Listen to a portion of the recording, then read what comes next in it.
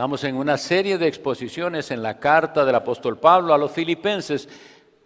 Entonces, por favor, abramos en Filipenses capítulo 1. Este es el sexto sermón en la serie que hemos titulado Gozaos en el Señor. Filipenses capítulo 1, vamos a leer los versículos del 19 al 26. Porque sé que por vuestra oración y la suministración del Espíritu de Jesucristo, esto resultará en mi liberación, conforme a mi anhelo y esperanza de que en nada seré avergonzado, antes bien con toda confianza, como siempre, ahora también será magnificado Cristo en mi cuerpo, o por vida o por muerte. Porque para mí el vivir es Cristo y el morir es ganancia. Mas si el vivir en la carne resulta para mí en beneficio de la obra, no sé entonces qué escoger. Porque de ambas cosas estoy puesto en estrecho, teniendo deseo de partir y estar con Cristo, lo cual es muchísimo mejor. Pero quedar en la carne es más necesario por causa de vosotros. Y confiado en esto, sé que quedaré, que aún permaneceré con todos vosotros para vuestro provecho y gozo de la fe, para que abunde vuestra gloria de mí en Cristo Jesús, por mi presencia otra vez entre vosotros. Que el Señor añada su bendición a esta lectura y exposición de su palabra. El apóstol comienza en esta sección diciendo algo muy importante al respecto de la oración. Recordemos que él está hablando desde una cárcel y está mandando una carta de agradecimiento a la iglesia en Filipos. Y entonces dice, yo sé porque sé que por vuestra oración. El apóstol Pablo cree en el propósito de la oración. Nosotros leemos en Santiago 5:16, la oración eficaz del justo puede mucho. Y él sabía, si la iglesia está orando, ese es el medio que Dios ha de usar para cumplir lo que le estamos pidiendo. Es importante que insistamos en esto. La soberanía de Dios, habíamos dicho, de ninguna manera excusa nuestra responsabilidad. El ejemplo que habíamos puesto en el pasado fue Elías, al cual Dios le dijo, ve, preséntate ante el rey Acab, porque yo voy a hacer llover sobre la tierra.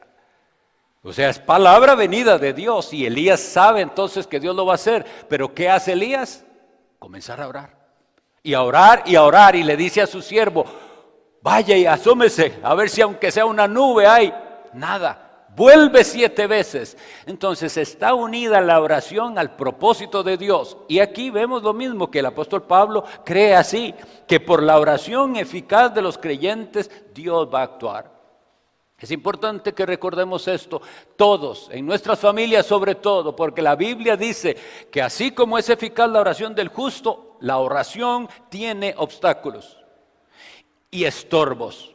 Y si en un hogar no hay paz, si el esposo y la esposa no están en paz ni en armonía, ni piensen que Dios les va a contestar sus oraciones. Eso dice el apóstol Pablo. Pedro, para que vuestras oraciones no tengan estorbo. ¿Y cuál era el estorbo? Fíjese cómo está tratando a su esposa. No la trate con aspereza. Y de ahí podemos deducir, obviamente, lo contrario también. Fíjese cómo está tratando a su esposo y no crea que Dios le va a contestar sus oraciones si usted no lo honra ni lo respeta como Dios le manda. Pero estos creyentes andaban en regla, y entonces él dice, estos justos están orando, el Señor va a contestar. Ahora vean que hay algo bien interesante en lo que él dice, es la oración y la suministración del Espíritu de Jesucristo, es decir, el Espíritu Santo.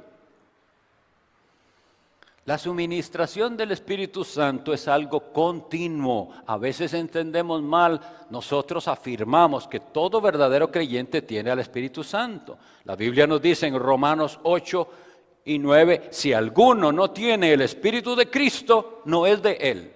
Así que no hay cosa tal como ser cristiano pero no tener el Espíritu Santo. El cristiano por definición tiene al Espíritu Santo, que es el que le llevó a la fe en Cristo. Pero esa suministración del Espíritu Santo, por eso se usa esa palabra, porque es algo como que se va dando, como quien va dando y vuelve a dar. Usted toma, bebe y necesita más de eso.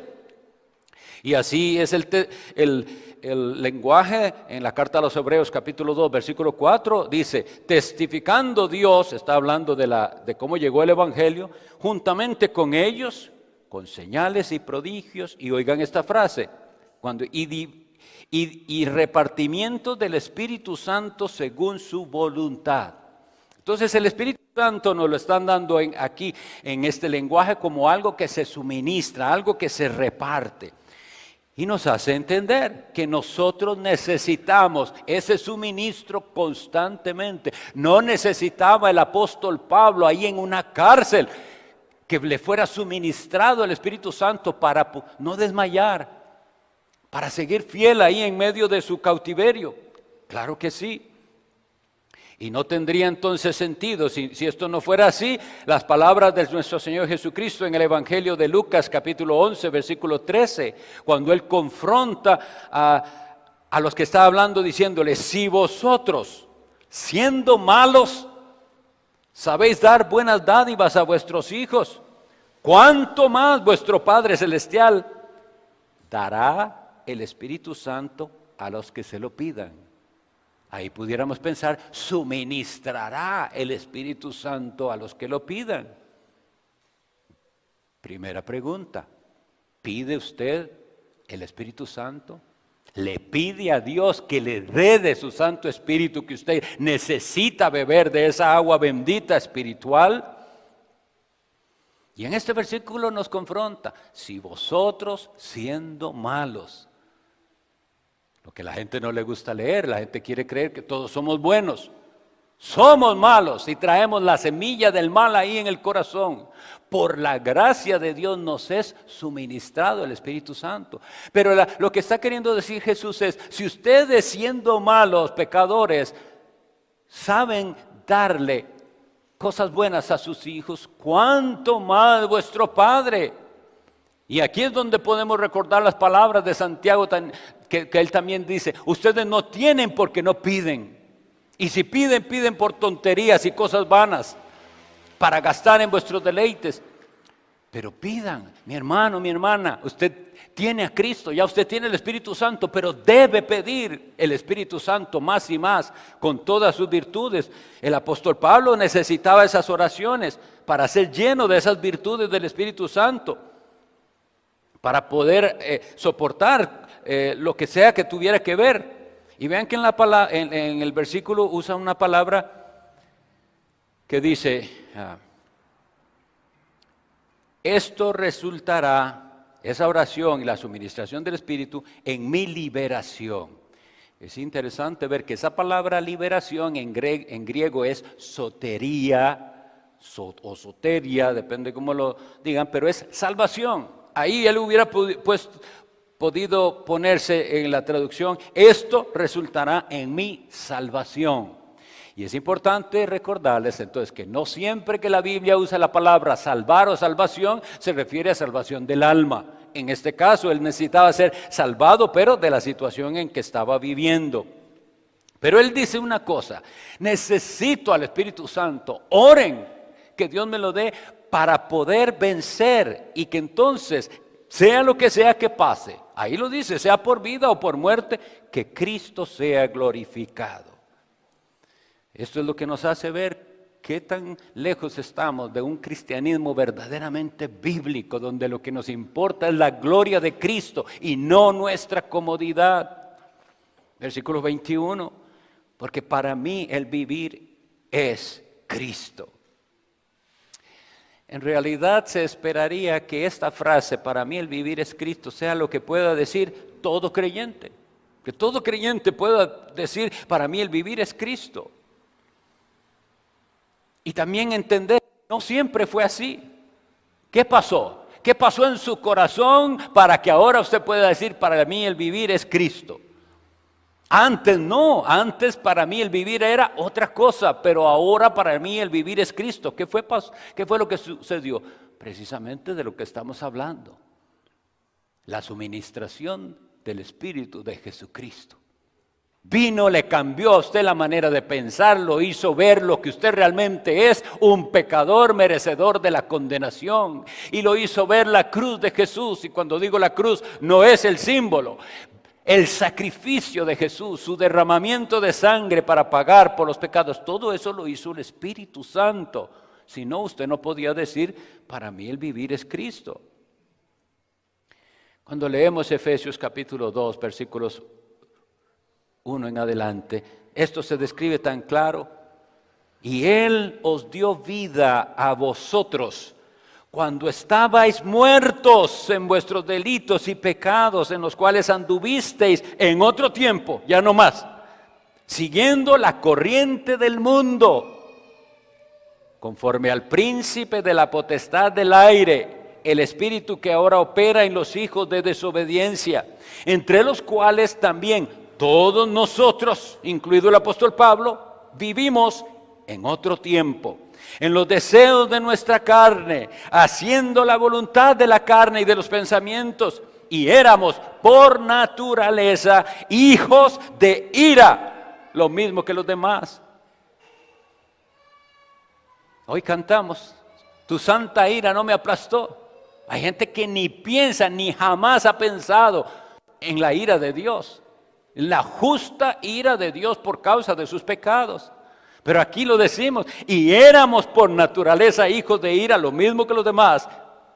Pero Dios, que es rico en misericordia por su gran amor con que nos amó, aun estando nosotros muertos en nuestros pecados, nos dio vida juntamente con Cristo. Por gracia sois salvos. Y después de eso, usted puede decir, para mí el vivir es Cristo. Pero nos enfrentamos a otra cosa, que aunque usted sea cristiano, no siempre se siente como que para usted el vivir es Cristo. Y esa es la realidad. El Salmo 31:10 expresa estas palabras. En oración dice, porque mi vida se va gastando de dolor y mis años de suspirar, se agotan mis fuerzas a causa de mi iniquidad y mis huesos se han consumido.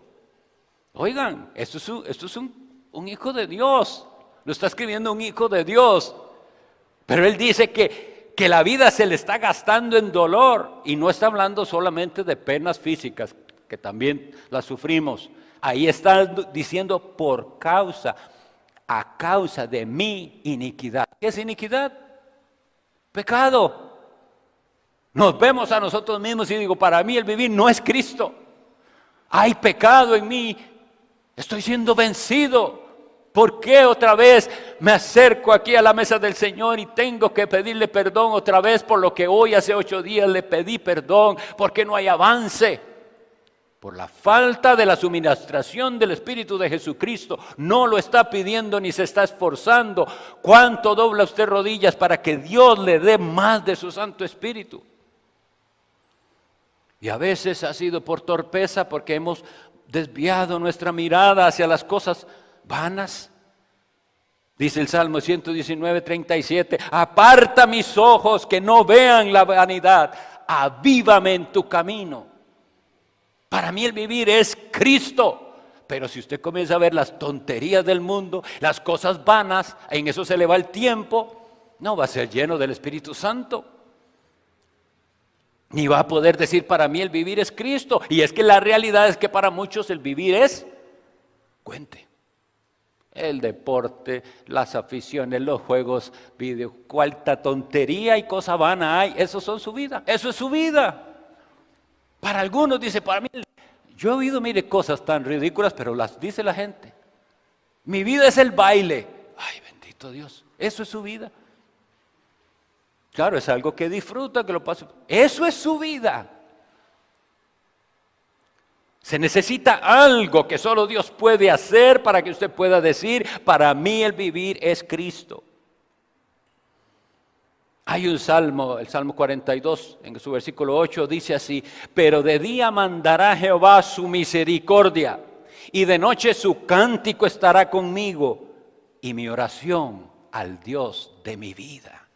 Ese tipo de expresiones solo las puede hacer alguien que de verdad tiene el Espíritu de Jesucristo. Mi oración al Dios de mi vida. No es un Dios lejano, no es un Dios del cual nada más tengo un concepto. Es que Él es el Dios de mi vida. Y por eso a Él le canto. Creo en su misericordia. Sé que estoy en sus santas manos. Y el morir es ganancia. Tenemos que entender lo que es la muerte para el ser humano y en particular para un cristiano. Hay una doctrina contra la Sagrada Escritura que hace pensar a la gente que Dios va a exterminar las almas por una mala interpretación de la Sagrada Escritura. En Ezequiel 18:4 dice: he aquí todas las almas son mías, como el alma del Padre, así el alma del Hijo es mía. El alma que pecare, esa morirá. Y dicen: ve cómo las almas se mueren. Eso es no entender nada de interpretación bíblica. Porque el asunto aquí es que cada uno va a ser juzgado personalmente. Cuando Dios dice: así el alma del Padre como del Hijo es mío, toda alma que pecare es. El que pecó fue el Hijo, no castigará al Padre por lo que el Hijo hizo. O el que pecó fue el Padre, no castigará al Hijo por lo que el Padre hizo. El alma que pecare, si es la del papá, es la del papá la que morirá. Si es la del Hijo, pero hay que entender lo que es en la Biblia la muerte espiritual. No es aniquilación, no es extinción.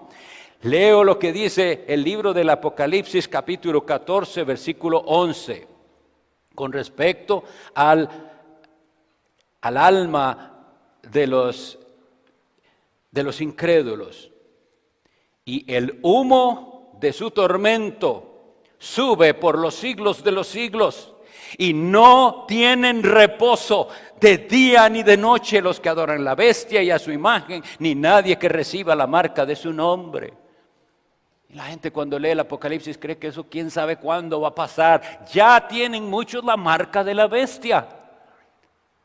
No son cosas como las fantasías que salen en las películas. Es una manera de pensar y una manera de vivir lo que indica si usted tiene la marca de la bestia o si usted tiene el sello de Dios. Pero a los que no lo tienen, dice aquí que serán lanzados al lago de fuego. Y oigan la frase: el humo de su tormento sube por los siglos de los siglos, y no tienen reposo. Es decir, no es algo temporal. Lo que merece el pecador es una condenación eterna. Eso es lo que nosotros merecemos, y éramos hijos de ira, lo mismo que los demás. Pero a los creyentes se les dice algo diferente. En Apocalipsis 6, del 9 al 11, dice: vi bajo el altar las almas de los que habían sido muertos por causa de la palabra de Dios y por el testimonio que tenían, y clamaban a gran voz diciendo: ¿hasta cuándo, Señor santo y verdadero, no juzgas y vengas nuestra sangre en los que moran en la tierra? Y se les dieron vestiduras blancas, y se les dijo que descansasen todavía un poco de tiempo, hasta que se completara el número de los consiervos y sus hermanos, que también habían de ser muertos como ellos. Para el cristiano, el morir es ir a Cristo. Usted recibirá, entendemos que es el alma, estamos hablando primero del alma. El cuerpo está en la tumba, ese es el dormir del que habla la Biblia. El cuerpo va al polvo.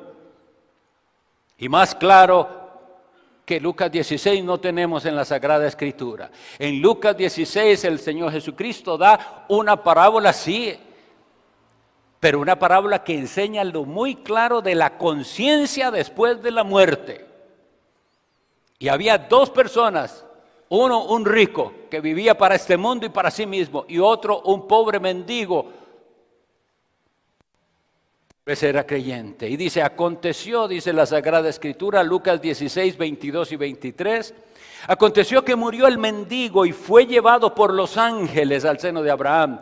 Y murió también el rico y fue sepultado. Y en el Hades, en el infierno, alzó sus ojos estando en tormento. Debemos entender esto. Es en el momento en que parte el alma que va a estar o con Cristo o en tormento.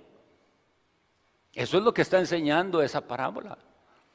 Hay toda en la parábola, toda una conversación entre ese rico que está en el Hades, en el infierno, que dice, envía a Lázaro, vaya, que me traiga una gota de agua.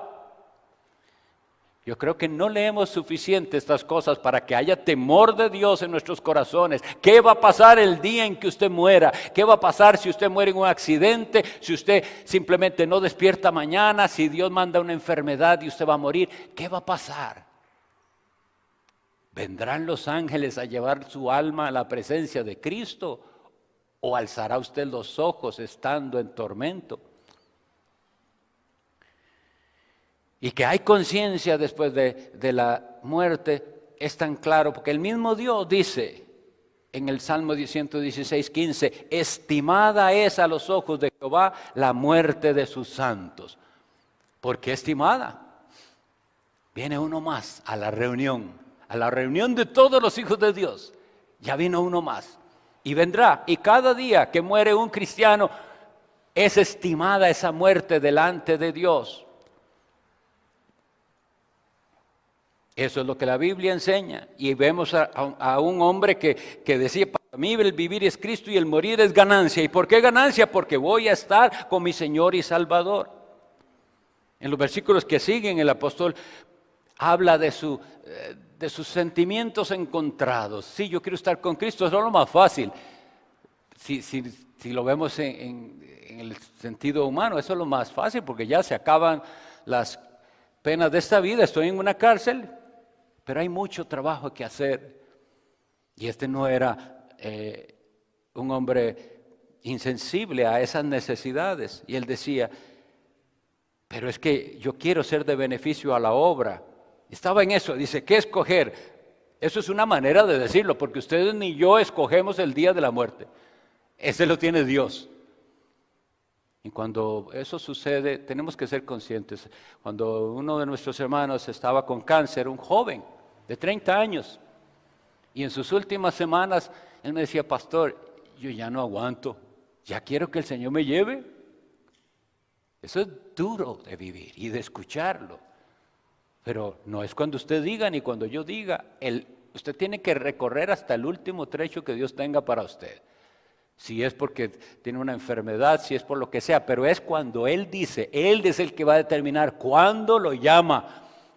Lo que sí tiene que tener claro es si se va a cumplir en usted lo que dice ahí de aquel que murió y los ángeles lo estaban esperando y llevándolo. La ilustración es preciosísima, porque usted en su lecho de muerte debe pensar, ya vienen por mí. ¿Para dónde voy? A mi verdadero hogar. Pero entonces hay que aprovechar el tiempo en la tierra. Porque le pregunto, ¿qué deja usted? ¿Cuál es su legado del cual los antiguos se preocupaban tanto? Hoy parece que a la gente no le importa dejar nada, dejar una huella. Vino, estuvo y es como si no sirvió para nada su vida, pareciera. Nosotros debemos desear dejar una huella. Sea que Dios nos dé pocos o muchos años, dejar un legado santo. Y vean qué dice, qué es lo que lo mueve. Él dice en el versículo último,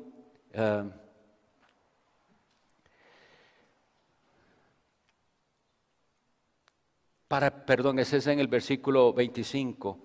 Y confiado en esto, sé que quedaré, que aún permaneceré con vosotros. Y oigan la razón, para provecho, para vuestro provecho y gozo de la fe. nos confronta también qué tan importante es para usted el reino de Cristo, qué tan importante. Y al reino de Cristo nos estamos refiriendo al avance de las iglesias del Señor, predicando el evangelio, viendo conversiones, santificando iglesias. Ese es el avance del reino de Cristo. ¿Qué tanto le importa a usted? ¿Qué tanto está colaborando en la salvación de otros y en la santificación de otros y suya misma? Una pregunta que deberíamos hacernos y tratar de hacer algo al respecto es: ¿qué pasará, mi estimado o mi estimada, el día que usted muera? ¿Alguien considerará esa muerte una pérdida? ¿Habrá alguien que se duela de su muerte?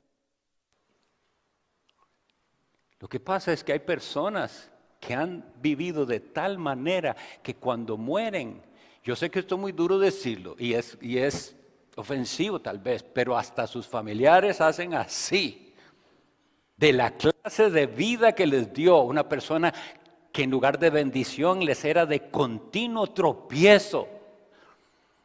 Es la realidad. Pero así puede ser usted también y así puedo ser yo si no nos cuidamos. Tenemos que envejecer con gracia, no ser carga, no traer tormento a nuestros familiares, sino que de verdad cuando ya el Señor nos llame, ellos tengan pesar porque ya no tienen algo de lo que hacíamos con ellos. ¿Es entonces así su vida? ¿Qué debe hacer para que de veras sea contada su vida como una pérdida para otros? Porque para usted, si es cristiano, es ganancia. Va con Cristo. Esa es la pregunta. ¿Su estadía en este mundo, que es pasajera, es provechosa para alguien?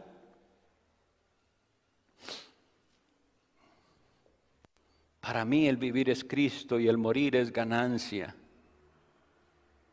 Aquí después al final él habla, dice que lo que él quiere es la gloria de Cristo. Y si por la oración les concede el Señor esto, va a haber mucha alegría de ver la respuesta del Señor.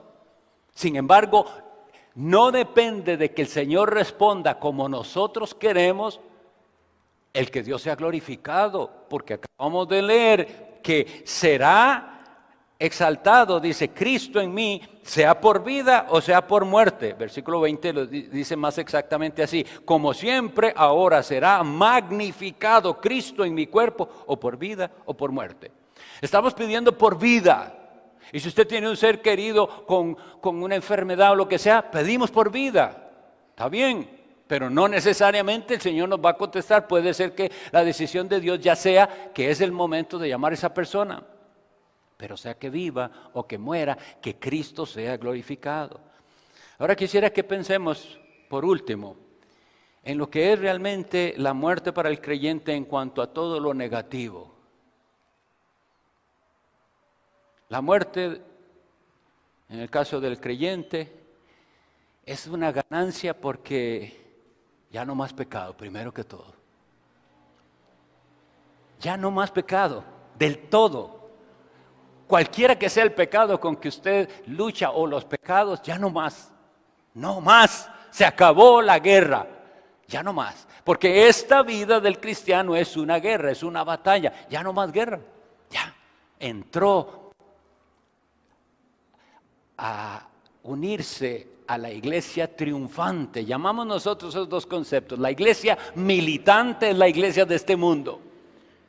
Porque todos somos soldados de Cristo, ahí vamos, la iglesia militante, ¿sí? Con tropiezos, con lo que sea, vamos, pero vamos avanzando. Pero cuando usted muere, usted llega a ser parte de la iglesia triunfante, de ya los que están en gloria con Cristo. No más pecado, no más tentaciones.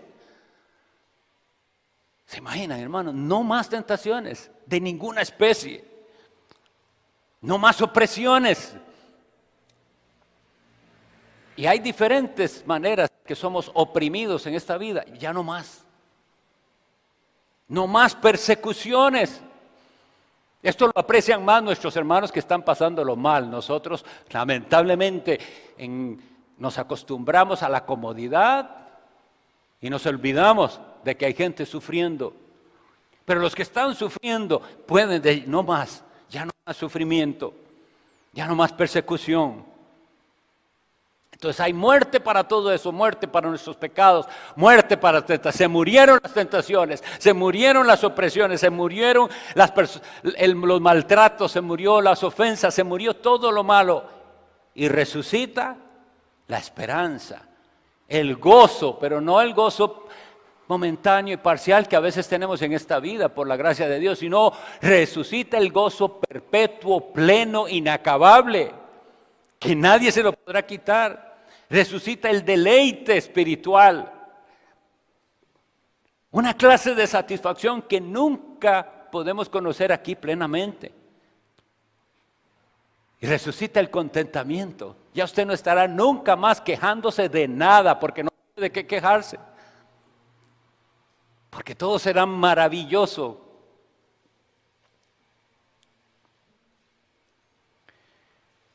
Nosotros tenemos que tener una mejor visión de la muerte, del futuro, y vivir más pensando en la eternidad y no tantísimo en lo de esta vida. Claro, aquí es necesario, necesitamos, hay que vivir. No tenemos otra opción, hay que trabajar, hay que hacer las obligaciones, hay que hacer todo eso, pero por favor, mis hermanos, deberíamos evaluarnos y decir, ¿por qué no podemos decir como el apóstol Pablo, para mí el vivir es Cristo, es que Él es todo para mí? Desde que me levanto hasta que me acuesto, lo más importante es Él. Mentira, no es cierto.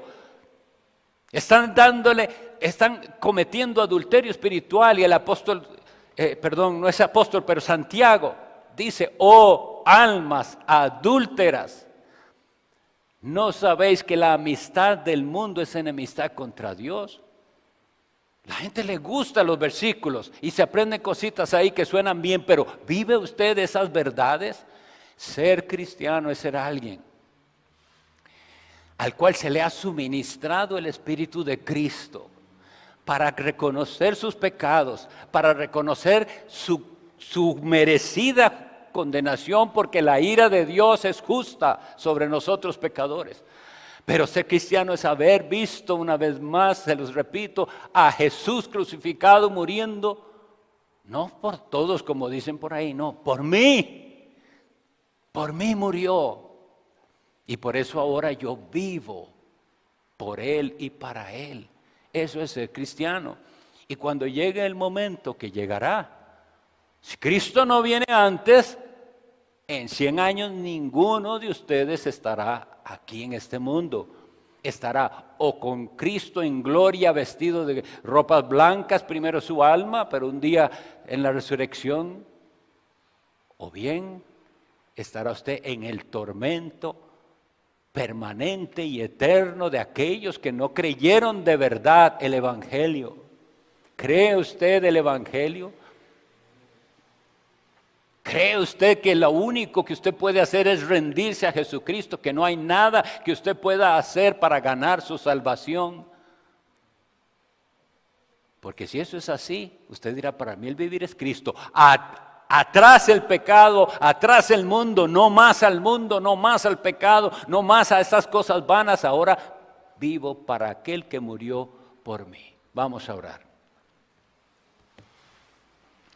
Dios Todopoderoso, no somos capaces aquí de entender la magnitud de nuestros pecados y de la deuda. Pero pedimos que tu Santo Espíritu nos dé esa capacidad de entender cuán beneficiados somos los que hemos creído en Jesucristo. Hoy hemos visto la realidad de que los impíos recibirán tormento eterno y ahí estaríamos si no fuera por su gracia, la gracia tuya maravillosa. Haznos agradecidos para que entonces con gozo sirvamos a Cristo. Y si nos has de dejar en este mundo pocos o muchos años, que no sea una vida malgastada en tonterías y cosas vanas, sino en el servicio de nuestro Señor y Salvador Jesucristo, tu Hijo, al que confesamos como nuestro Señor. Amén.